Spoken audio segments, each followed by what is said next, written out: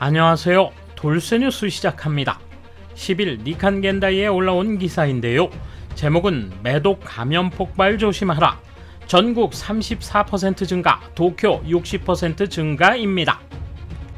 코로나 확산이 잠잠해졌다고 간주하는 일본에서 난데없는 몹쓸병 확산이 심각하다는 기사인데요.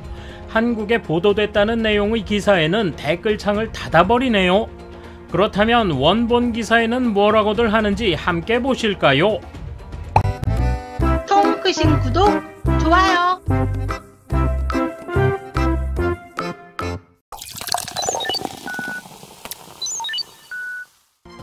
코로나19에 정신을 빼앗기고 있는 사이에 조용하게 퍼지고 있는 감염증이 있다. 주로 성적 접촉에 의해 감염되는 매독이다.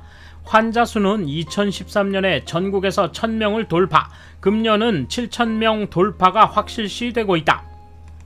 게다가 지금까지는 도쿄, 오사카 등의 대도시권에서의 증가에 머무르고 있었지만 최근에는 지방도시에 퍼지고 있다고 한다. 프라이빗 케어 클리닉 도쿄의 오노에 야스히코 원장에게 들어보았다. 매독은 금년 들어 일본 전국에서는 약 34%, 도쿄에서는 약 60% 증가했죠. 이 병은 전체 건수를 일주일 이내에 신고해야 하는 오류 감염증으로 지정되어 있습니다. 작년 11월 1일까지 4,782명, 금년 동기간은 6,398명으로 이미 작년 1년간의 건수 5,784명을 웃돌았습니다. 놀라운 것은 도쿄의 증가율, 작년의 1.6배까지 증가했다. 또 금년까지는 보고수가 적었던 지방도시에서도 늘고 있다. 10세 미만의 감염자도 나타나고 있다. 도쿄도의 보고에 신경이 쓰이는 것은 0에서 9세의 감염자가 출현하고 있다는 것이다.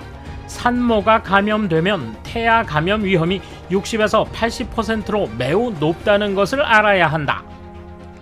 일본의 환자 수는 전쟁 직후인 1948년에는 연간 22만 명이 보고됐지만 페니실린 항균제 출현으로 격감해 1967년 1.2만 명을 정점으로 1997년에는 약 500명까지 줄었다. 하지만 2011년부터 다시 증가하고 있다. 배경에는 외국인 유입설, 만남을 위한 매칭 앱 등 SNS설, 불황으로 경제력 있는 남성과 교제하려는 설 등이 있고, 올해 급증세는 코로나19로 자제했던 유흥업소 이용이 늘어났다는 분석도 있지만 모두 확실치는 않다.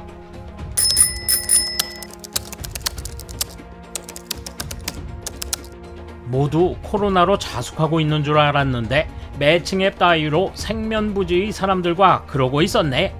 코로나 대책보다 이쪽의 감염 대책을 강화하는 편이 좋지 않겠어? 저도 감염되었습니다. 오사카의 초저가 풍속점입니다. 보통 감염되어 있는 접객원이 일하고 있기 때문에 엄중주의라고 할까? 요즘 풍속점은 진짜 위험합니다. 평생 항체 검사에서 양성이 나와버리기 때문에 수술 전 검사에서 매번 난처함을 반복합니다.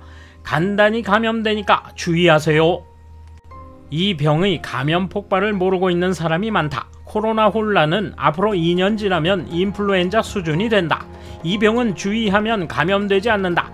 초저가 풍속점은 접객원을 자주 검사하지 않는다. 이런 증가율은 위협이 된다. 또한 미디어에서 정보를 내보내 주의 환기를 해야 하고 국민에게 알려야 한다. 평생 병원에서 검사할 때마다 이 병에 전염된 사실이 나온다. 이대로라면 수년 후 결혼 전에는 꼭 검사해야 하는 시대가 올 것이다. 이 병뿐이 아니다. 에이즈도 폭발적으로 증가하고 있어. 게다가 여자들은 10대에서 20세 내외, 남자는 40, 50대 중장년에서 그렇다. 아주 명확하다. 내년부터 자궁경부암 백신 권장 운동도 시작이 되는데 몹쓸병 교육도 초등학생 때부터 시작하는 게 좋을 것 같다. 최근 10년 사이 증가하는 경향은 현저한 것 같다. 스마트폰 하나로 간단하게 만남을 가지는 사람이 증가하는 것인가? 여성의 성에 대한 인식도 달라져 예전보다 적극적인 점도 있을 것이다. 만혼이 유행이라 혼전에 풍속점을 경험하는 인원이 늘어나 걸릴 확률이 증가하게 되는 것 같기도 하다. 친구 사이에 이야기하는 걸 들어보면 적극성이 있는 사람의 경험들이 대단하지만 병에 걸릴 것 같다고 느끼는 경우가 많다. 한 번도 이 병에 대해 배운 적은 없지만 사극이나 드라마 등을 보면서 부모님께 질문해 깊은 지식은 아니라도 병을 옮길 수 있다는 인식만은 있었다. 요즘은 TV에서 더 이상 다루지 않는 것 같은데 오히려 옛날보다 알 기회가 줄어들었는지도 모른다. 장기 불황에 코로나 시럽으로 풍속점 가는 일을 즐기는 사람이 늘고 있다고 들었다. 또 최근에는 전보다 약효가 덜 하다고 한다. 이것이 원인일 것이다. 잠복기간이나 늦은 병세 진행을 생각하면 코로나보다 무섭다. 정부는 근본적인 대책을 세우길 바란다. 저도 올해 감염됐습니다. 유흥업소에 근무하면서 월 2회 7개 항목의 검사를 해도 걸렸어요. 잠복기간이 있기 때문에 겉으로 보기에는 걸렸는지 아닌지 판단이 서지 않는 경우가 있습니다. 피할 길이 없어 방지하기가 어렵습니다. 그러므로 각자가 철저히 할 수밖에 없다고 생각합니다. 검사를 받는 것과 함께 이 병에 대한 정보가 많이 알려졌으면 좋겠다고 생각합니다.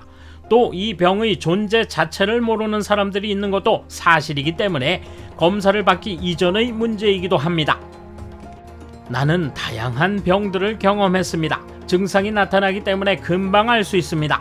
뭔가 이상하다 싶으면 부끄러워하지 말고 빨리 병원에 가봐야 합니다.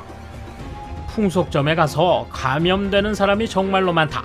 불특정 다수를 상대하므로 걸릴 확률이 높은 게 당연하다. 정기검사 완료라는 간판을 내건 점포를 믿는 사람도 자업자득이다. 사실 아무것도 하지 않는 곳이 대부분이다.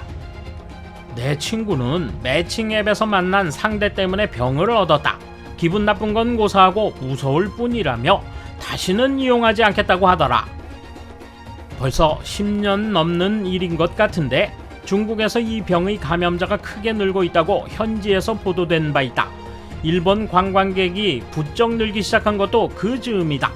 코로나와 마찬가지로 외국인으로부터 옮겨져 국내 감염자가 증가하고 있다는 사실은 확실하다. 검사 약 개발에 참여한 적이 있습니다. 동물균 배양 중 실수로 균이 손가락 끝에 들어가 페니실린을 2주 정도 복용한 적이 있습니다. 의사에게 아주 시급한 치료를 받았던 기억이 있습니다.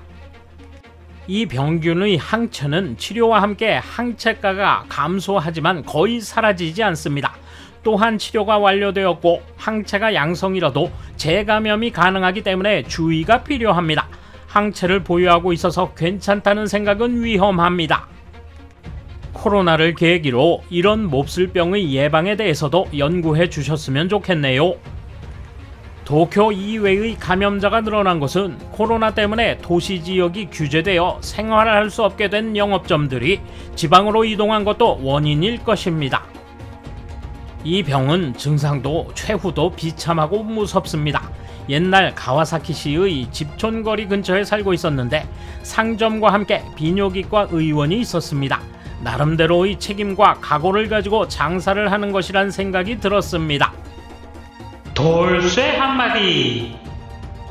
같은 내용의 한국 보도 소식에 코로나를 덮으려는 조작이라며 아주 난장판이었는데 돌연 AI가 댓글창을 잠가버려 난감했습니다. 역시 본 기사 반응은 완전 딴판이군요. 감사합니다. 돌쇠 물러갑니다.